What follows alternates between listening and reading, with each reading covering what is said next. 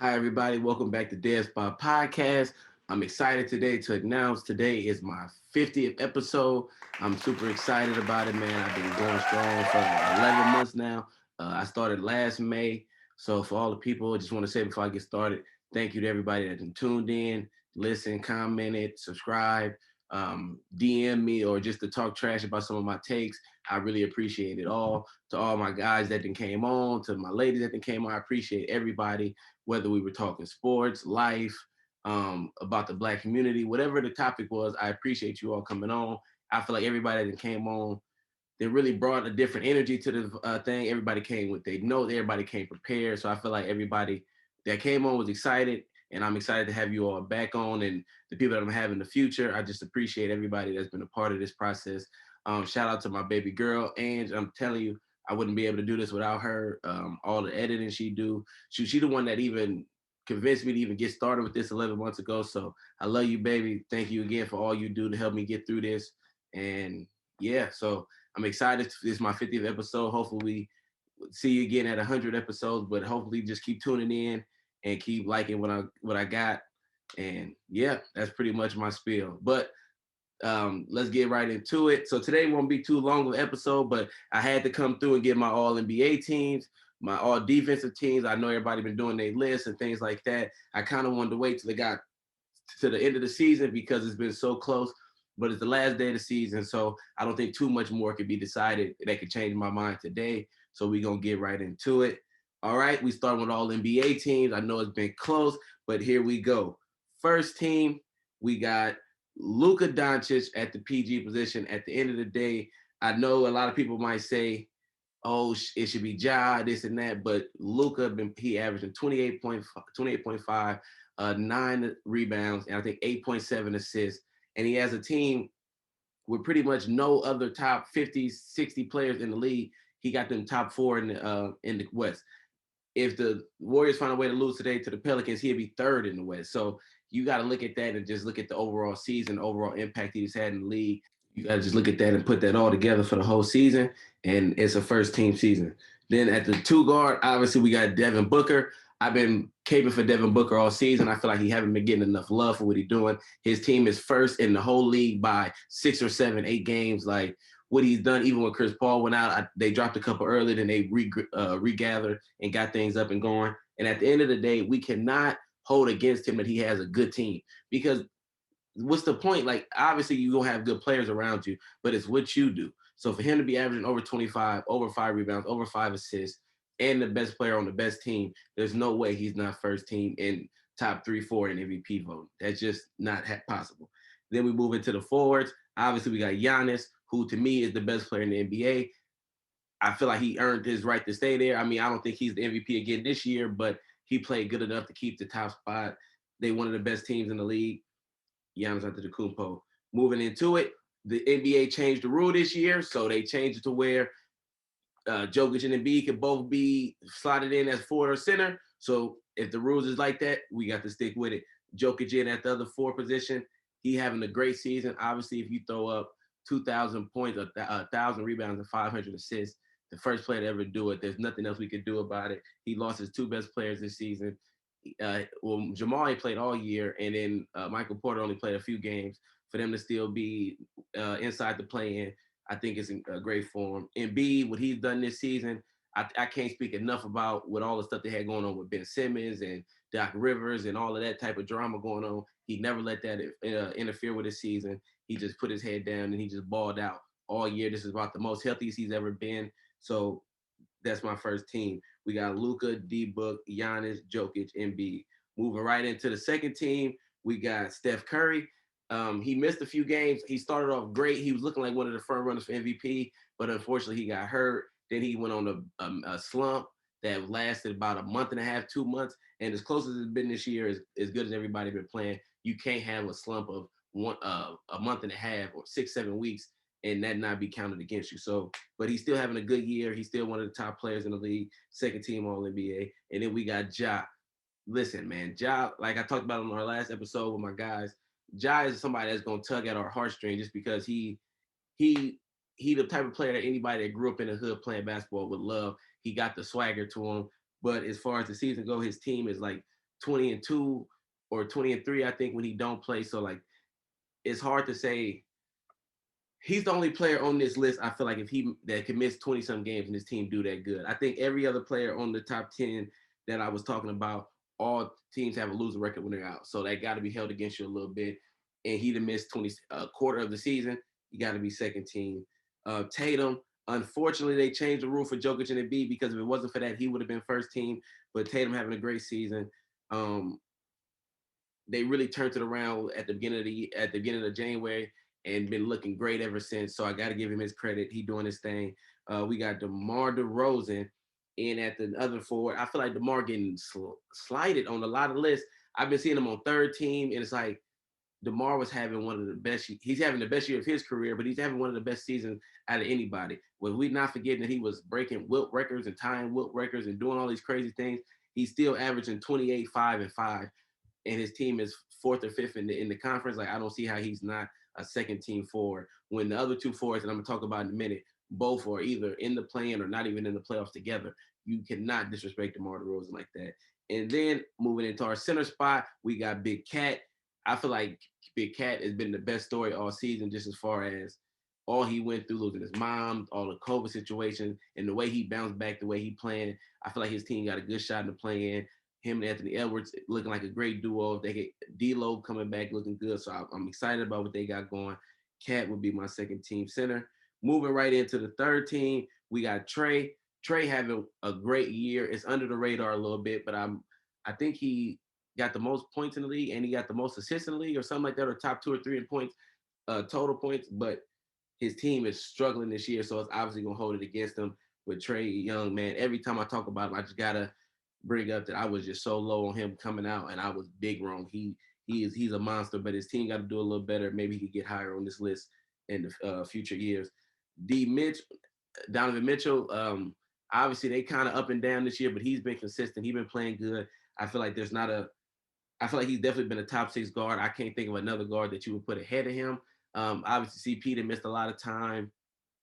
That CP would be the only kind of argument I could give up for him, but I don't think with the much time that he missed that he could be over Donovan Mitchell. Excuse me. Then I would also have Kevin Durant. I know a lot of people got him on first or second team. He was having a great season, but as much time as he missed and they're in the play-in, we cannot we cannot give that too much credit, I feel like. Third team is good. It's still a great season. Obviously, Katie got a bunch of first team and second teams. He'd be okay. But I just feel like when you look at the forwards ahead of him, it's tough to put him over them. Then you got Bron. Obviously, Bron, he just finished second, I think, in scoring. He having a good year. But for y'all to miss the playoffs and him to play as many games as he did, I feel like that's a knock on him. Hey, and I know a lot of people, oh, this is his 19th year. He's 37. Hey, that's great. And it's a present. He was able to do what he was able to do. But we got to judge it objectively. And objectively, for you to miss the playoffs, you can't be higher than third team. If he wasn't averaging 30, he probably wouldn't even have made my team at all, because, they blew a lot of leads that he was in. I feel like there was a lot of games he could have impacted a little bit more. I don't feel like it's just all on the other players, but that's just my stance. And then to round out the team, my last third team center would be Bam Adebayo. Hey, man, shout out to the Heat, my guys. First seed. I feel like there's no way possible you could be the first team in a conference and not get nobody on the list. So I was working to see who could fit the list. I was seeing with Jimmy. I feel like Bam maybe had a little bit better season than Jimmy, and it kind of just worked out better that way. So Bam Adebayo, also a top 5 candidate for Defensive Player of the Year. I feel like he's had one of the best seasons on that end. So as impactful as he is for both of us, Bam is one of our key players. There's no way for him not to make the list. Now listen, when you look at my 15, I know a lot of y'all might got different lists. A lot of people on ESPN might got different lists, but this is the list. Want me to read it off again? Luka, D-Book, Giannis, Jokic, Embiid, Steph, Ja, Tatum, DeMar, Cat, Trey, Donovan Mitchell, LeBron, KD, Bam. Boom. That's locked in. That's ready to go.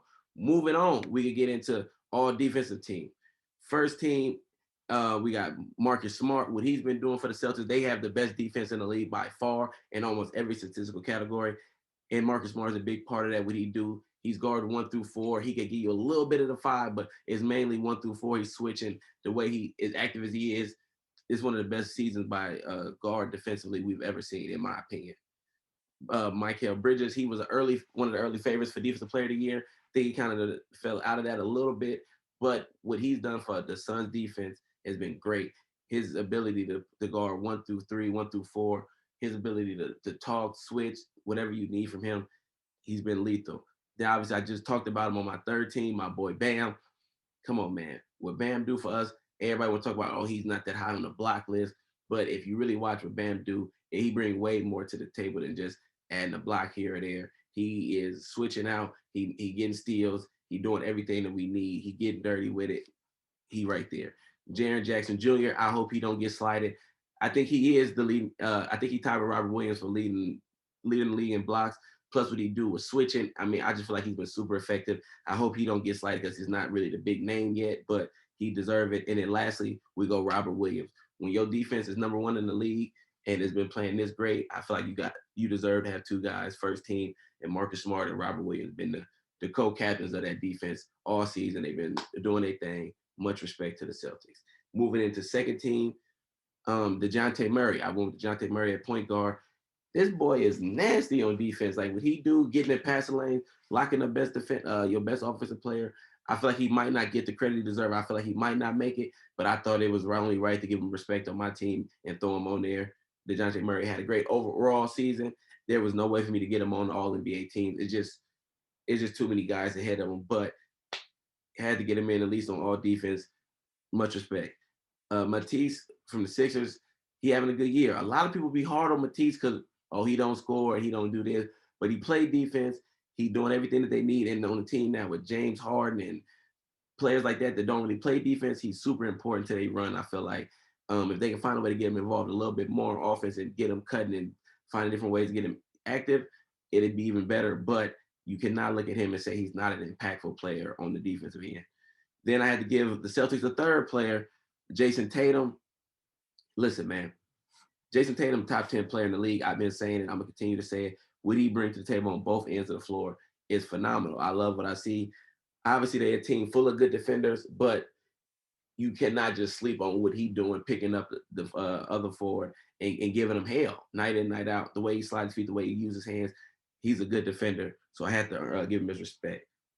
This player, if he didn't get hurt and stay hurt as long as he was, he probably would have been first team for sure. But Draymond Green, I feel like he missed too much time.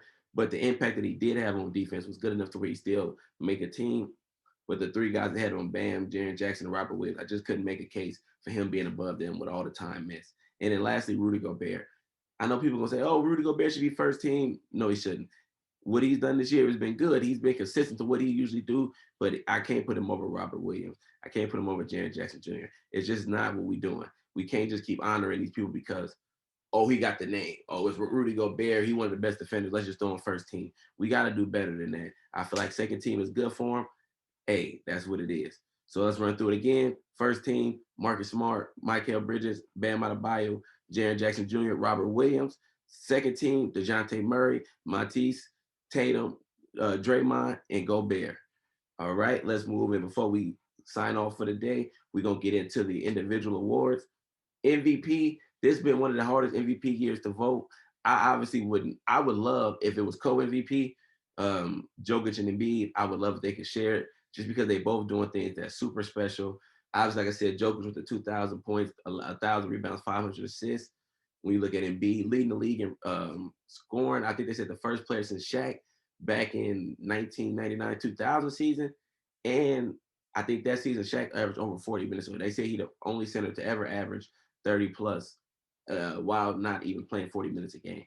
So I feel like they both doing great. I feel like they both deserve the award. But if I had to choose, my award would have to go to Joel Embiid.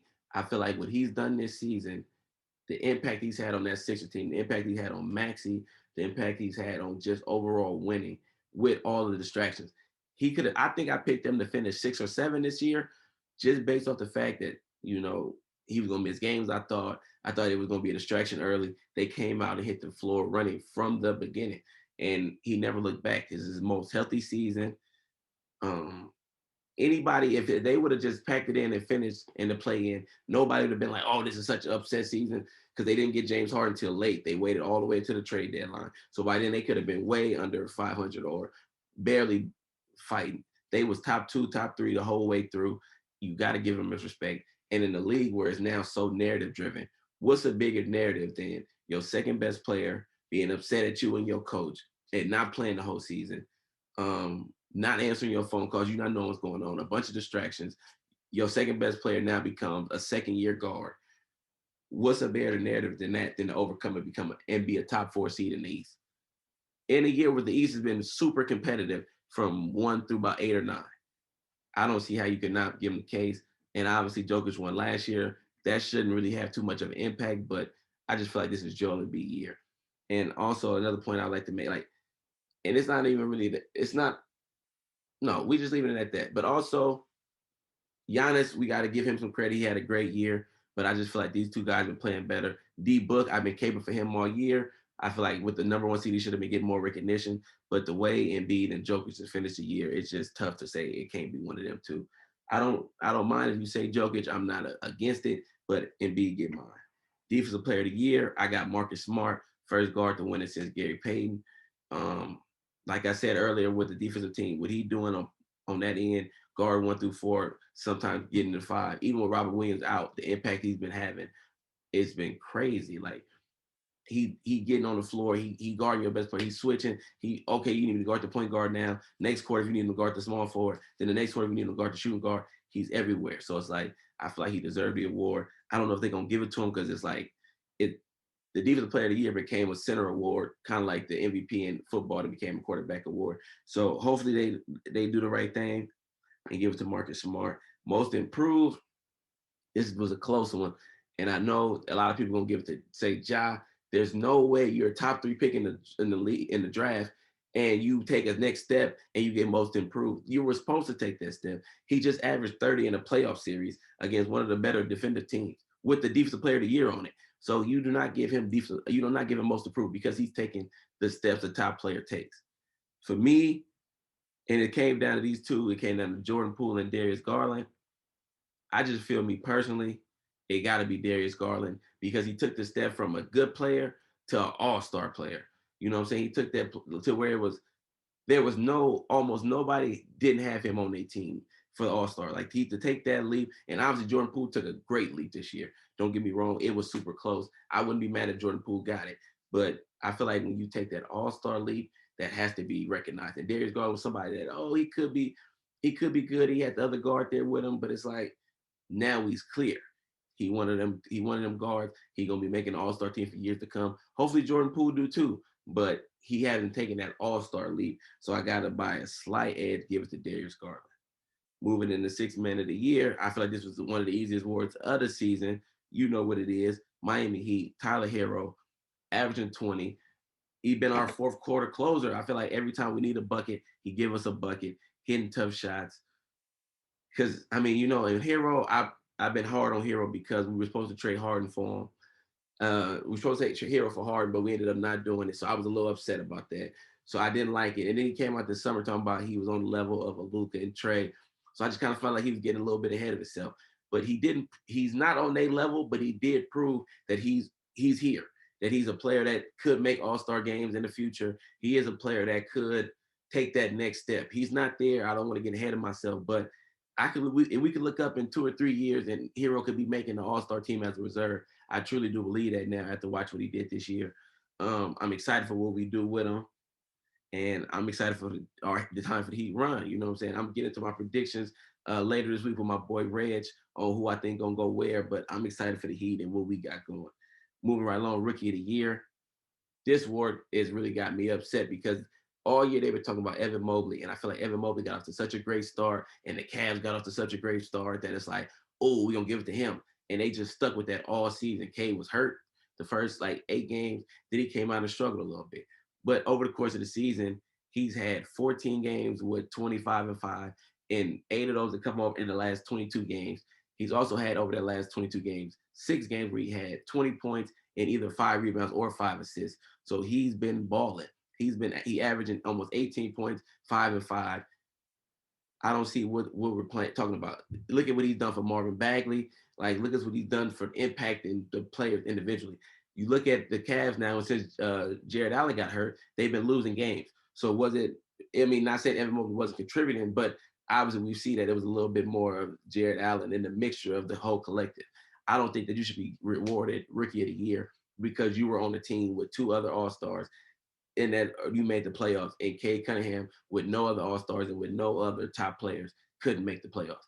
I don't feel like that should be the determining factor is who had the best season. And clearly, anybody that did watch from game 1 to now we're at game 82, Cade is the best rookie, and it's not close. Jalen Green has made a late run. He got like five games of 30 points. That's cool. I don't think he's not going to be a good player. Like I said, when I first started, Jalen Green is going to be a good player. He's just not Cade. Evan Mobley, great player. He's not Cade, though. Scotty Barnes, great player. He's not Cade, though. Who else we got? Wagner, we got Giddey, whatever you want to do. All of them players is going to be good. This is a deep-ass class. They're not this guy. Cade is the Rookie of the Year, point blank, period. It is what it is. Lastly, I'm Coach of the Year. We got to go with Monty Williams. I do feel like he was cheated last year. He should have been, Coach of the Year. But what he doing, leading the team to the number 1 seed, leading the team to the number 1 seed in the NBA is a big accomplishment. Chris Paul didn't miss games. You had other players here and there. Aiden has been inconsistent all season. They still found a way to navigate. Now, I do feel like he was cheated last season. And if he could have got his award last year, my boy Spo could have got it this year because they beat the number 1 seed in the East with Jimmy missing game, with Bam missing game, with this player. We had lineups out there with guys coming straight out the G League, and we found a way to have a better record than the Bucks, than the Celtics, who's been almost perfect since January. Philly, that got Embiid playing good, and then even brought in Harden. Obviously, the Nets and all them other teams, but I feel like Spo should get a lot of credit, but it's only right to give Monty Williams his love and give him his Coach of the Year. He deserved it. But Spo, he was on your ass, Monty. He was on your ass. So these is my awards. You know what I'm saying? We went through all NBA. We went through all defense. We gave out all the awards for this year. Hey, man, I'm excited for the playoffs. I'm excited for what we got to see. The play-in, we'll see how it go. Who coming to see Miami? We the number 1 seed. Is it going to be Brooklyn? Is it going to be Atlanta, Charlotte? Comment and let me know who y'all got. Like I said again, this is my 50th episode. I'm just excited to be there. If you watched all the way to the end, hey, look, we feeling good. I got $5 on Cash App for the first person that watch all the way to the end. If you got here, you'll know. Hit me up on Twitter. Say, Dev, I need my 5. I'm gonna send it to you. Hey, everybody, like, subscribe on YouTube, Spotify. Like I said again, just thank you to everybody that's been watching and been supporting me. I'm super blessed to be here. As my platform grows, I'm keep giving y'all the best content I can. We out of here though. Peace.